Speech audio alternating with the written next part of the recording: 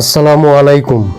ঢাকার বাংলা মোটরের বিশ্ব সাহিত্য কেন্দ্রের এই বাতিঘর থেকে আমি অনিন্দ আসাদ আপনাদের সবাইকে জানাচ্ছি অনেক অনেক শুভেচ্ছা এবং অভিনন্দন।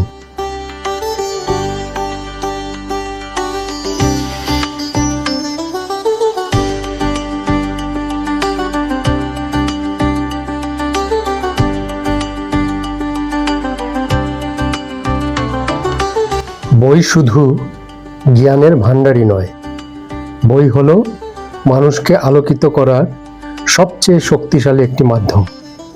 আর সেই আলোর সন্ধানেই আজ আমরা এসেছি বিশ্ব সাহিত্য কেন্দ্রের বাতিঘর ঘুরে দেখতে।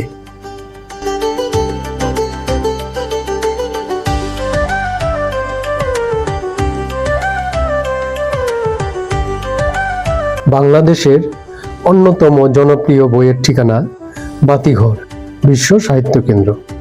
এখানে রয়েছে বাংলা ও বিদেশি সাহিত্যের অসংখ্য বই, ইতিহাস, দর্শন, বিজ্ঞান, জীবনী, ভ্রমণ কাহিনী, শিশু কিশোর সাহিত্য সহ নানা বিষয়ে সমৃদ্ধ এক সংগ্রহশালা।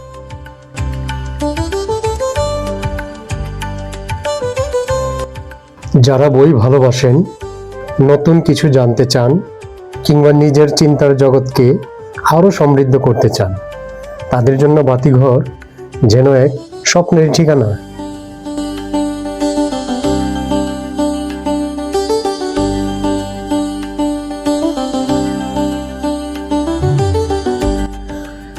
শুধু বই কেনাই নয়, আপনি যে বইটি কিনতে চান আপনি চাইলে এখানে বসে সেই বইটি পড়ে ফেলতে পারবেন এবং কেনার আগে এখানে বসে বই পড়ে যাচাই করে নিতে পারবেন। বই না কিনলেও এখানে বসে বই পড়ার ব্যবস্থাও আছে।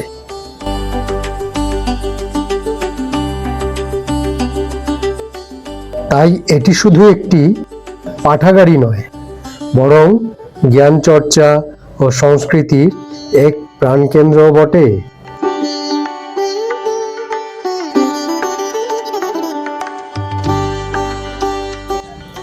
চারিদিকে শুধু বই আর বই, বই আর বই, যেন এক বইয়ের সমুদ্রে আপনি বিচরণ করে যাচ্ছেন।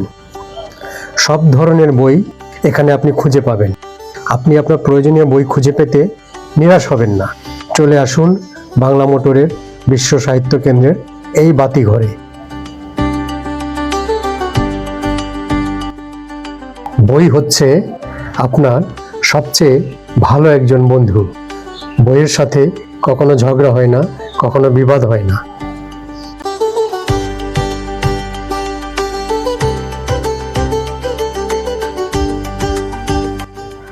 এখানকার পরিবেশটা খুবই চমৎকার, খুবই দারুণ।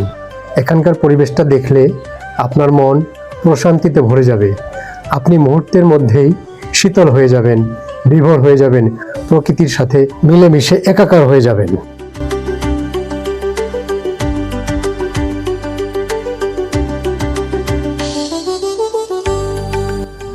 বাতিঘরের ভেতরে এলেই আপনি হারিয়ে যাবেন সেই মোগল আমলে। হ্যাঁ, লালবাগ কেল্লার আদলে এর ভেতরে ডিজাইন করা হয়েছে, খুব চমৎকার করে ডিজাইন করা হয়েছে। আপনি না এলে বুঝতেই পারবেন না। দর্শক বন্ধুরা, আপনারা যদি এখনো বাতিঘর বিশ্ব সাহিত্য কেন্দ্রে না এসে থাকেন, তাহলে একদিন অবশ্যই ঘুরে যান।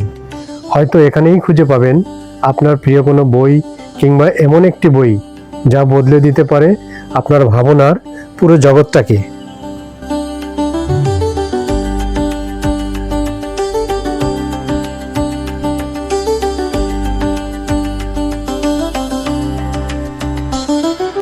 বন্ধুরা, আজকে এ পর্যন্তই।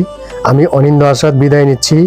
এরপরে অন্য কোনো ভিডিওতে, অন্য কোনো ব্লগে আপনাদের সাথে আবার দেখা হবে। ততক্ষণ পর্যন্ত ভালো থাকবেন। আল্লাহ হাফেজ।